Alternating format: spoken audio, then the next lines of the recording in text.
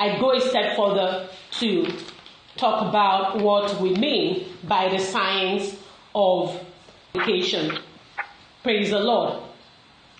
I want you to understand something. When we talk about communication science, it starts with planning utterances, like I said. You plan it.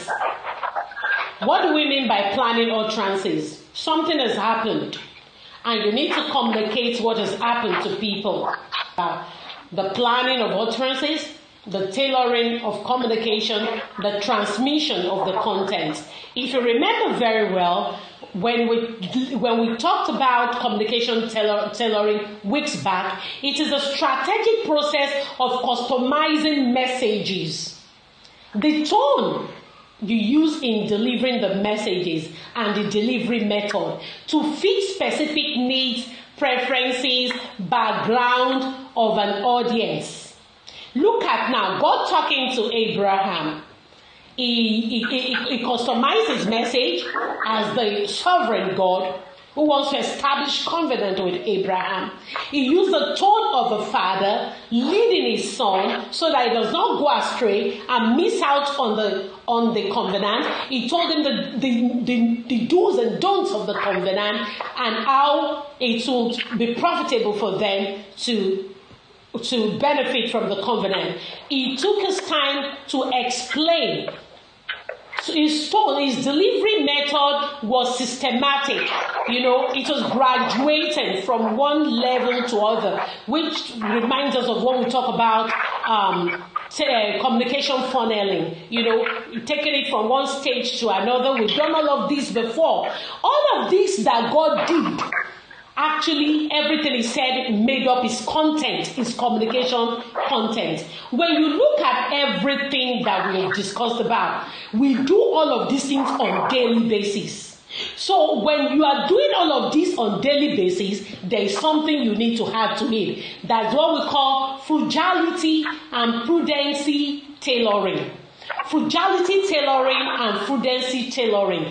That means while you're planning your utterances, while you're tailoring it for acceptability and transmitting it in a way that it will be acceptable to the nervous system or the general system of the person listening, you have to remember what we call frugality tailoring. And you have to also remember prudence tailoring. When we talk about frugality tailoring, what are we talking about? You see, when you hear the frugal means being economical with something, using something less. So in communication, when we talk about frugal tailoring in communication, it is making you to understand that less is often more. Don't mind us that like to talk, but in communication, less is often more. Because why is less often more? It saves time. You're concise. You go straight to the point. You don't waste people's time. Everybody coming to church, they are business-minded people. They have things they need to do, so you don't keep them unnecessarily. If you're consulting, you don't keep people unnecessarily. Even when you're talking to your wife or your children, you make it brief, pass your message, make it punchy. If not, they will lose attention. That's why when daddy calls family meetings, sometimes some children will slip off. Some wives will be uncomfortable. So always make your communication punchy, concise, to save time. When we talk about frugal tailoring, we talk about you reducing cognitive load. When we talk about reducing cognitive load, that means communicate in a way that people will understand. Don't say things they cannot comprehend. Don't use English they don't understand. At that time you're communicating is not English class. The focus is to give a message and make sure the message is clear. So reduce cognitive load so that not after every meeting or every talk you have with people, they will carry dictionary, they will start thinking. So please, that is the essence of frugal tailoring. Then the top thing about frugal tailoring, it is precision on volume.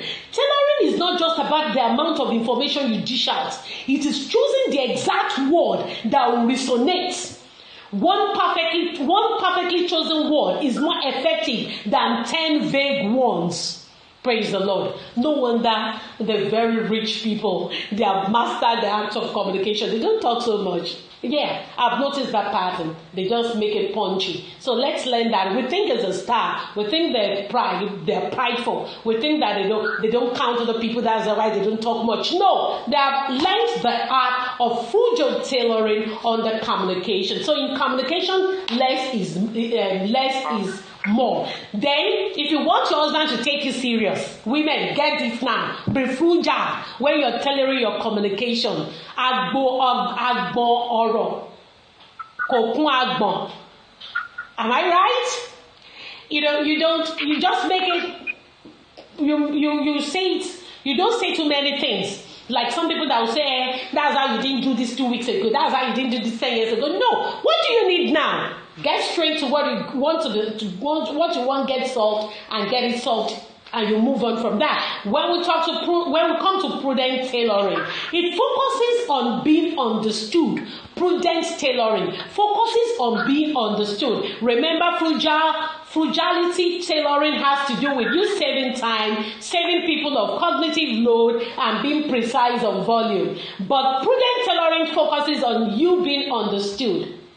It is best for leaders, new learners, or especially when you're talking about complex topic or sensitive emotion. Now, when we talk about communication content, how do you apply frugal tailoring and prudent frugality tailoring and prudent tailoring into communication content?